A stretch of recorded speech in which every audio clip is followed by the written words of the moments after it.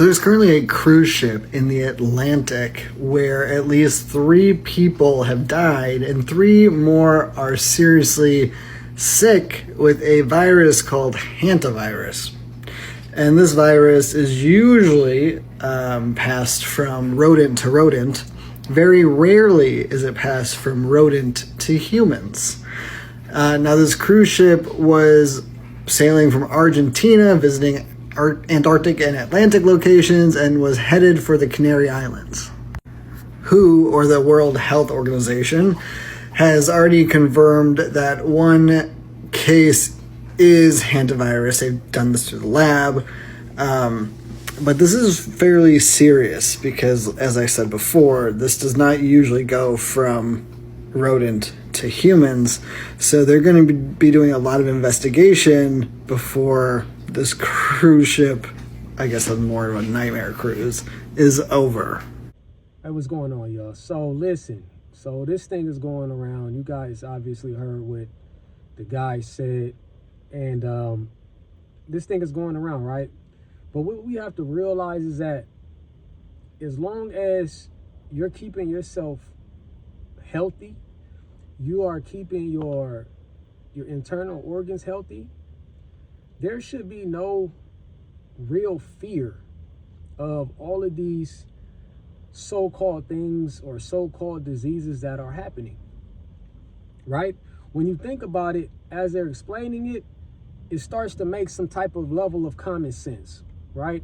You have to realize, come on guys, how long have we been living amongst these species? We've been living amongst these type of species for thousands of years. Our immune systems have gotten better over these past thousands of years. So that's how we've been able to live amongst them.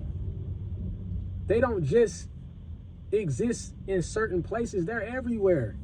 Them things are everywhere. Have you guys seen New York? Have you seen New York? Those things are everywhere. So you mean to tell me that everybody in New York ain't sitting up here with the same thing? Because I could tell you right now, everybody ain't healthy, right? So you have to take in this information and kind of use your higher intellect.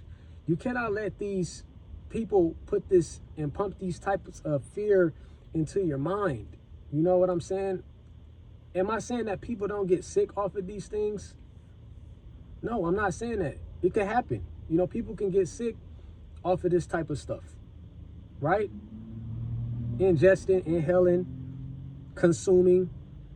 But at the end of the day, like I said, if you're keeping yourself safe, if you understand that there's always some type of agenda to be able to collect from somebody on a profiteer basis.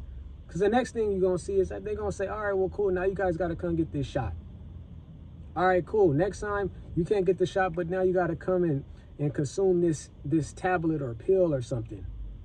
And then everybody going to start flocking to it. And then these big companies are going to get paid. Right or wrong? So you guys got to think about that, man. Keep your high intellect, filled with knowledge. That's why I say, man, you guys stop doom scrolling, man. Open up a book, learn genetics, learn, medical science, learn all of that stuff. Because it helps you understand when people are playing with your mind. And like I said, I'm not saying that these things don't happen, but more than likely, man, it's just another profiteer grab, man. But as I further explain, I have another person that's going to explain what happened to a person who actually, contracted this type of virus or, things like that. They're going to talk about that. So stay tuned after this. I appreciate you guys listening to this video. I'm St. Nicholas Brand. Peace. Time my boyfriend caught a rare virus from our basement.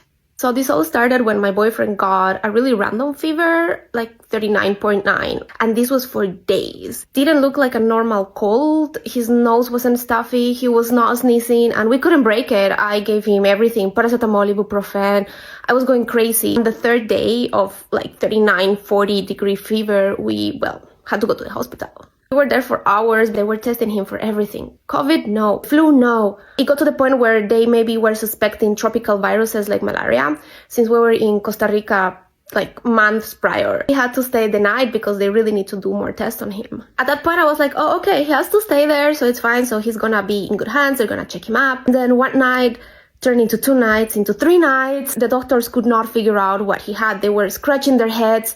Then the tests were also taking forever. One day I was visiting him in the hospital and then his nose was bleeding and his knees were hurting. He had like the weirdest symptom combinations. His fever was 39 degrees, 0.9, almost /40 degrees. All the time he was there. All the doctors were telling me was that his blood was showing inflammation markers. So yeah, there was something there, but they just didn't know what was happening. After 8 days of coming and going from the hospital, me breaking my head, researching online, I know I shouldn't have done that, but putting his symptoms, trying to figure out what was happening, this poor man in bed with like fever, non-stop, 24/7. Finally, we got a reply, and it turns out he had hantavirus Pumala strain. Hantavirus lives in mice, poo and pee. When it dries out, the particles fly all over and you can actually breathe that in. He was in the basement not so long ago before that. He came and told me there is like this really weird smell. It's like hard and stuffy. We didn't think much about it.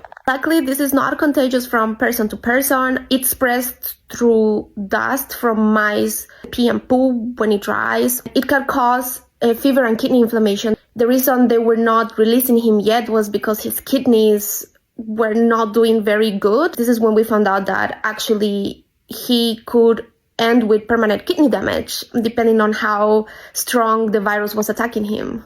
Luckily, he's fully recovered after 10 days in the hospital. The hospital then told us that they would have to contact the health department because it is not normal that this happens. We also had to write an email to our landlord. We thought they were going to send people to clean, but they didn't. So we had to do this ourselves.